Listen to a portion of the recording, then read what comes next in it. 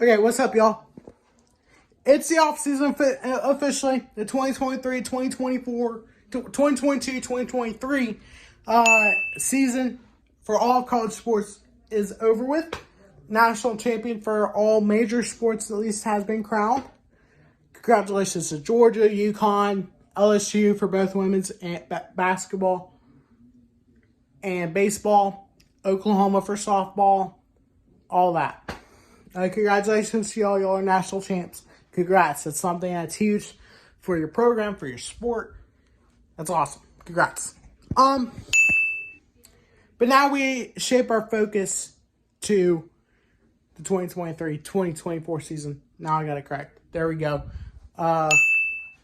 With looking at all the Power 5 schedules, making predictions, and all that. I'm gonna make another video at some point down the road, closer to when college football season starts, where I'm going to be breaking down what I'm gonna be doing weekly.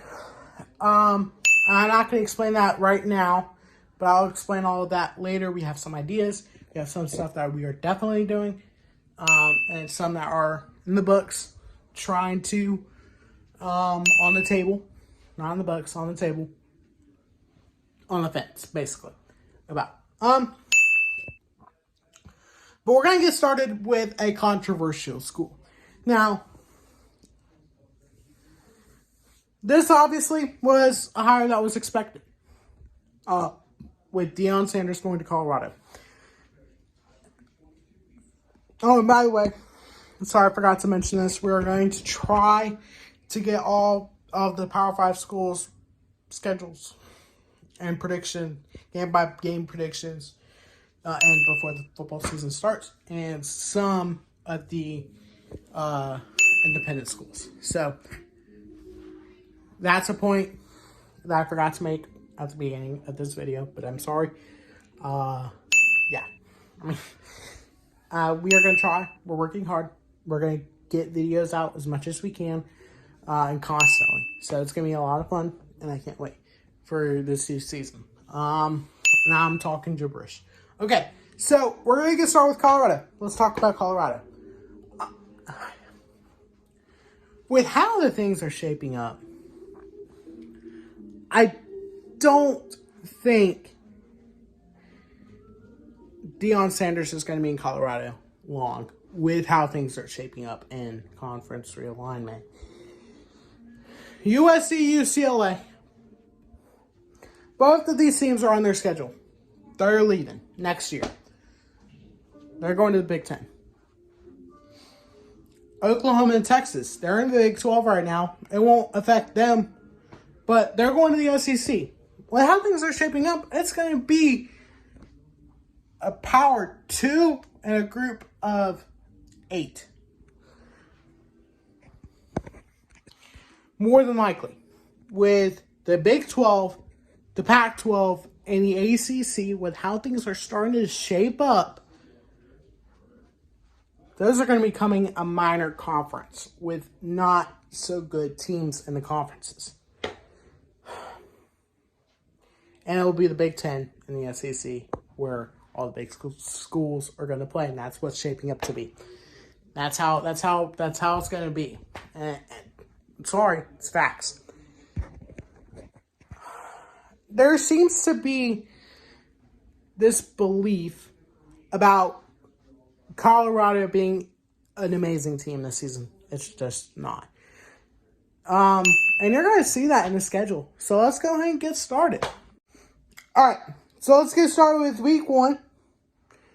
I'm going to just go ahead and read you the schedule now. Week 1, TCU. Week 2, in Nebraska. Week 3, Colorado State. Week 4, Oregon. Week 5, USC.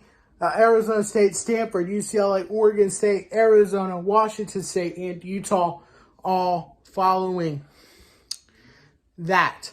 And let's get started. We're just gonna dive in. TCU, toss-up game. To me, I think this is a toss-up. And a big focus for Colorado this season is if they can make a bowl game. There's some games on the schedule where if they win, they will make a bowl game. They're not going to be 8-4. They're not going to be 9-3 or better than that. That's just reality. The team is not to that point yet. TCU, remarkable story last year. They're not going to be the same as well. Facts. I don't think this team is going to be good as they were last year. Talking about TCU. To me, I think these two teams could be pretty even. I think. TCU obviously is building their program. Their program is going to be great. And they're going to be in the playoffs consistently. But they're not going to be good as they were last year. And winning the national championship and getting destroyed by Georgia. But we're not going to talk about that. I have TCU beating Colorado. This is a toss-up game, like I said. I have this game close. But I do have TCU pulling away at the end. Now, if Colorado is able to stay with TCU and end up winning, that can be a flip. And that's what this game's going to be. Nebraska. To me, another toss-up game. You have Matt Rule, who's hoping to build Nebraska into an elite program again. That's possible. He was an elite coach at Baylor. Tried in the NFL, didn't work. Kind of like Nick Saban. I have Colorado winning this one. I think with the talent that they have, I don't think Nebraska has the talent that Colorado has with some of the players like Kamani McLean, Travis Hunter, and Shedeur Sanders. They just don't. I think Colorado wins in a close one. And then you have Colorado State. That's a win. 2-1 start. Good start. That's a good start. You still even have a shot at playoffs. And if you surprise people and going this next 2 weeks, beating USC and Oregon, you're at 4-1 with some toss-up games coming up. That's not going to happen. But guess what? You're already there, and there's 2 games where I think you guys can win. Where I think Colorado will win. There's your bowl game. Right there. But that's not going to happen. They're going to need some flips. And maybe they will surprise. Maybe they'll have a surprise flip. But I don't think they're there yet. Week 4, Oregon. And week 5, USC. I'm just going to go ahead and get those done now. Losses. I'm sorry. Like I just said, they're not there yet. 2-3. That's how you get started after 5 games. I'm sorry. USC is elite with Caleb Williams and all that, and Lincoln Riley's offense. I'm sorry. I'm just being real here. Now with Arizona State, Stanford, UCLA, Oregon State, and the rest of the schedule, it's going to do that. Now this is some flip games and toss-up games. The next 2 are toss-ups. I have them splitting these 2 games with Arizona State and Stanford. I think they get beat by Arizona State. I think Arizona State edges them out. And then I think they edge out Stanford. You're looking at 2, 3, and 4, I think. Yeah, so you're looking at 3-4 schedule. 3-4 record after 7. Halfway there to a bowl game. But you need to win the next 5 weeks. You got UCLA. Loss. And then you go into and then you go into 3 straight toss-up games. And I have them winning 2. Oregon State, Arizona, and Washington State. I think Arizona's really good. I think that they can beat Colorado. Oregon State, they do have the ukulele, DJ Uiagalelei. It's going to be interesting to see how he does in a new setting.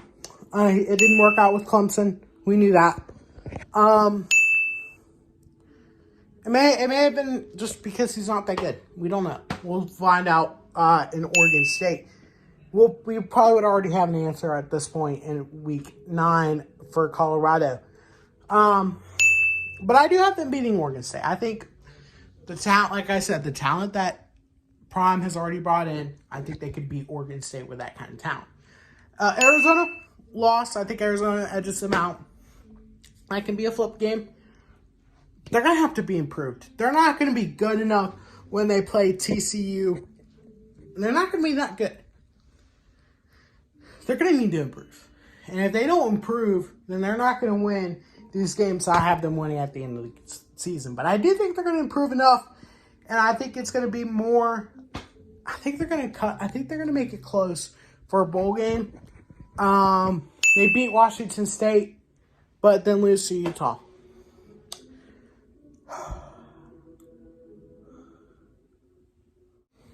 That's how this is going to be. I think they're 5-7. Now it's games I think that they can flip. TCU, for sure. I think they can flip that. If they flip that, they're 3-0. They're 3-0. They're already halfway to a bowl game. And if the rest of the schedule goes as the way it does, they're at a bowl game. And I don't think there's any other choice but to put them in a bowl game if there's teams that will miss out in a bowl game. So, Nebraska could flip to a loss. They're going to need to win that. Arizona State, Stanford. I think they could beat Arizona State if they improve. But to me, I just think Arizona State is going to beat them. Barely. I think that's going to be a really good game. I think they could flip Arizona. I don't think they're going to be able to flip UCLA. So the 3 games I think they could flip: Arizona State, Arizona, and TCU. You flip that, you're at an 8-4 schedule. 8-4 record. You're not going to flip all 3. I'm sorry. I'm sorry. You're looking at an 8-4 schedule if the rest of the schedule goes. And you're definitely in a bowl game at that point. And you're actually in a pretty good bowl game. Yeah, I don't think there's any other games that they could flip. USC and Oregon, losses. You could probably go ahead and book the USC one. Arizona, or Utah and UCLA, losses. There could be some surprise flips. In both directions. I don't know. It's really hard to predict Colorado's season. Yeah. So I do have them at 5-7. One thing to note at the end of this one, I may go back, and if they do have, and if there are some surprise flips, and not in just Colorado, but in any other season, like Georgia or Alabama or Clemson or LSU or Florida State, just name it. And we'll do a video. We'll do a video, quick one, talking about like the paths to get to a bowl game, or for teams to get into the playoffs. And we're gonna have that as well. So, yeah, it's gonna be a lot of fun, and that's how I'm gonna talk about the games and all that. I think it's gonna be a good season for Colorado. I think they can win some games. I think they can make the bowl game. I don't have them making the bowl game here. I really don't. I have them at a 5-7. Just missing out on bowl game in several different occasions. There's 3 games where I don't think they'll win. And I think by pretty big margin, including Oregon, USC, and Utah. But if they flip those, then yes, they're making a bowl game. That's just facts. All right. Make sure you guys like, subscribe, turn on post notifications. And we'll see y'all next time. Peace.